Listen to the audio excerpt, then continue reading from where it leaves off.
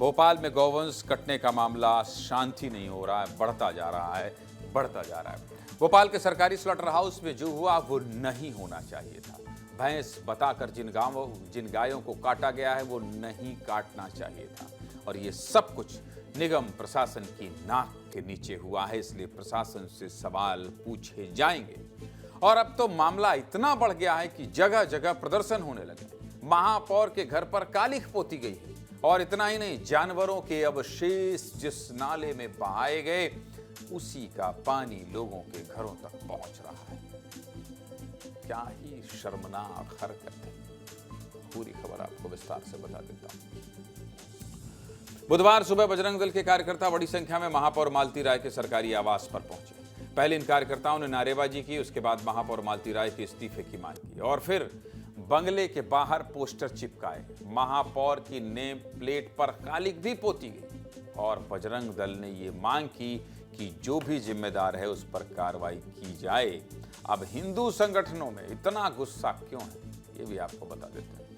दरअसल इस मामले में कार्रवाई तो हुई है, लेकिन ये कार्रवाई सिर्फ खाना पूर्ति जैसी लग रही है। ऐसा क्यों कह रहा हूं, आपको उसके पीछे का प्रमाण बता देता हूं। क्योंकि भोपाल के सुभाष नगर में जो स्लॉटर हाउस चलाया जा रहा था वो भी सवालों के घेरे में है। निगम ने स्लॉटर हाउस को पीपीपी मॉडल में चलाने की अनुमति दी थी। पीपीपी मतलब निगम और प्राइवेट कंपनी मिलकर ये स्लॉटर हाउस चला रहे थे, लेकिन नियमों के मुताबिक स्लॉटर हाउस पर पूरी तरह से निगम की निगरानी होनी चाहिए।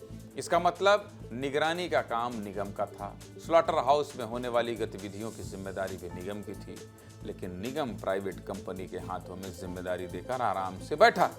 और सुनिए, अभी और सुनिए, स्लॉटर हाउस के ठीक सामने सरकारी जमीन पर भी अवैध कब्जा किया गया था, जहां खुलेआम भैंसों का मांस काटा जा रहा था। नियमों के मुताबिक खुले में इस तरह से मांस काटना पूरी तरह गैरकानूनी है, लेकिन ना नियमों की चिंता की गई, ना कानून का ख्याल रखा गया और सरकारी जमीन को ही बूचड़ खाना बना दिया गया।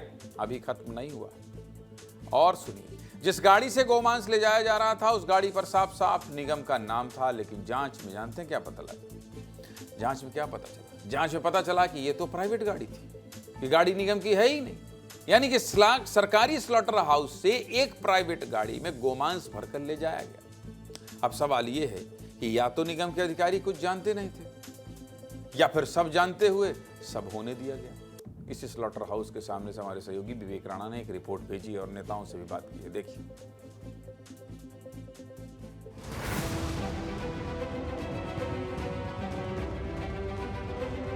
ये पुराना स्लॉटर हाउस है जिस पर सरकार द्वारा सील लगा दी गई है, जिसको ये सरकारी भूमि है, और इस सरकारी भूमि पर किस प्रकार से पूरी तरह चारों तरफ से टीन लगाकर अभी भी भैंस का बंद किया जा रहा है। बीजेपी की सरकार, राजधानी, बीजेपी की नगर निगम, ये पूरी एक तरह से कड़ी जुड़ती।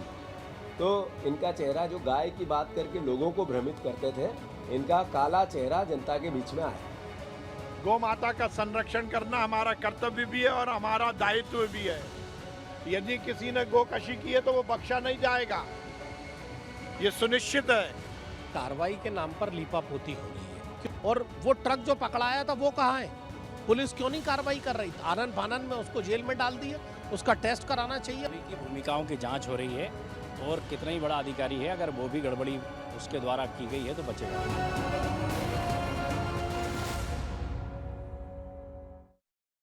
नेताओं की बातें आपने सुन ली, लेकिन अब आपको एक और तस्वीर दिखाते हैं। देखिए, ये तस्वीर भोपाल से सटे रायसेन की है। भोपाल के इसी स्लॉटर हाउस से जो गंदा पानी निकलता है वो एक नाले के जरिए रायसेन की हलाली डैम में जाकर मिलता है। लेकिन सबसे बड़ी बात जानते हैं क्या है? इस पानी का कोई ट्रीटमेंट भी नहीं होता है।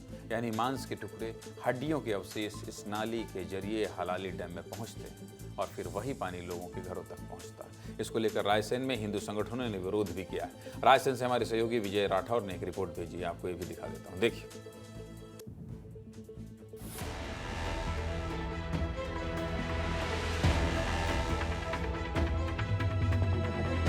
भोपाल में गोमांस पकड़ाने के बाद हलाली डैम का पानी है, उस पर कई सवाल खड़े हो रहे हैं। हलाली डैम जो रायसेन को पानी सप्लाई करता है, उसमें गाय का खून भी था, मांस भी था, जिससे हमारी रायसेन की जनता की धार्मिक भावनाएं आहत हुई।